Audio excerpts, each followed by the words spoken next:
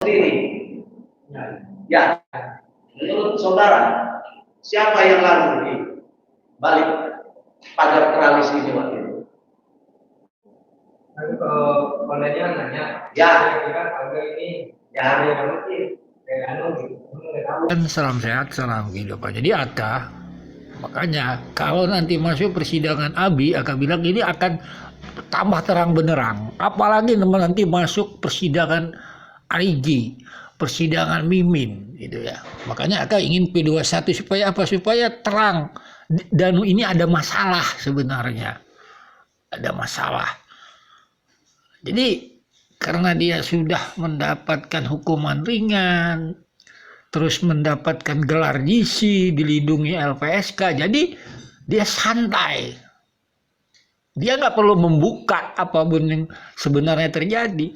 Tidak perlu dia buka, dia tutup-tutupi saja, selesai. Apakah dicabut itu GC-nya, apakah itu dicabut, hukumannya tidak.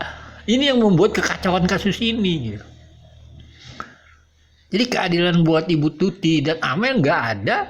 Begitu juga buat keadilan orang yang tidak bersalah pun tidak ada. Contoh, ini contoh ya. Jaksa menghadirkan 3 saksi. Ya. Contohnya Rosidin penjaga warnet, Mulyana, dan Dedi.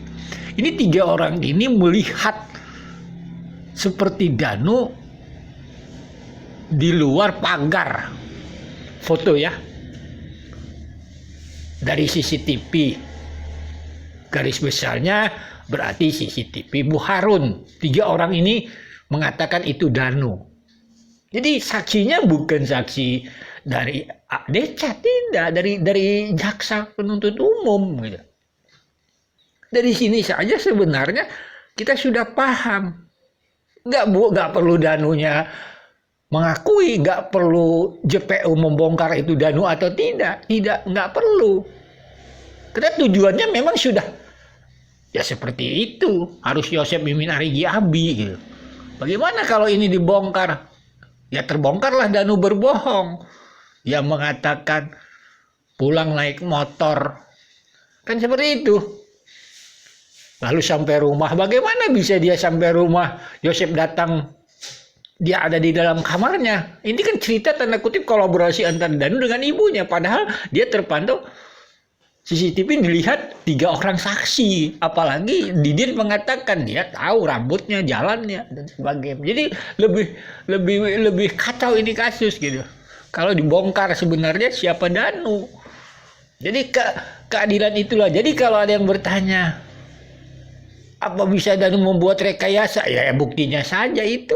CCTV buktinya saja itu puntung rokok. Ngaku dia tidak gitu. Buktinya saja dia ada bersama Ibu Aida.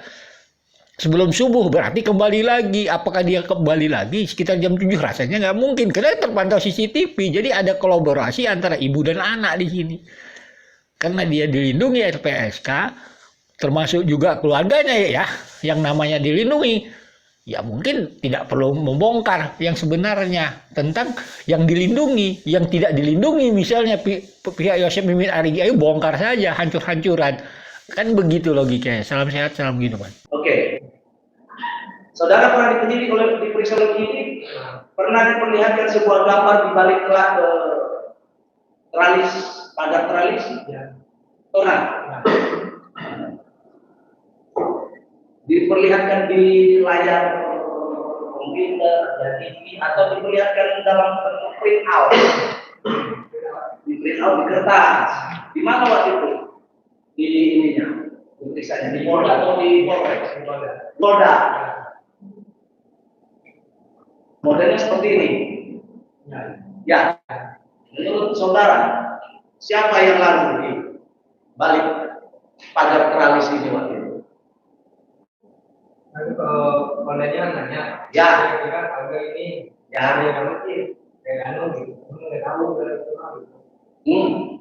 Saudara itu menjelaskan ciri khas dari Danu sebagai sahabat itu. Kamu jelaskan apa? Apa yang menjadi ciri khas Danu sehingga Rosidin ini berpikir bahwa itu Danu. Rambut selain rambut apa? Jalannya. Jalannya. Bagaimana jalannya menurut kata dari mana? Kan Anda jelaskan di sini. Menunduk begitu. Betul? Betul seperti itu gerak-gerik danu dalam berjalan agak menunduk. Ya. Jadi itu lebih spesifik daripada tinggi jangkung, ya kan?